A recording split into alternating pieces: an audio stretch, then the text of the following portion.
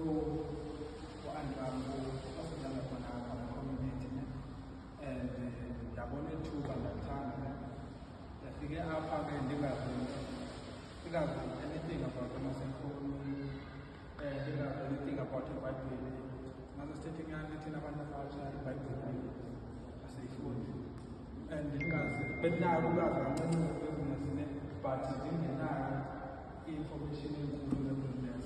Into ezifike ndayifunda ke lapha was how to check i-cellphone, ndiyakwazi ukutshekha i-cellphone, ndiyakwazi ukulungisa i-cellphone and ngoku ndiyazifora neendlela zokuba ndikwazi ukuthi ndikwazi ukuthengisa ama-cellphone because interested kuwo kakhulu uwathengisa more than uwalungisa but uwalungisa ndiyafuna but uwathengisa ndibona ngathi unathuba ndiwabo.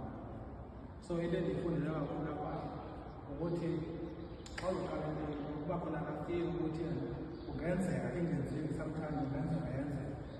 So loo fear leyo yiyona nto nje invambile kwangoku and necapital yokuqala into kunzima ukuqala.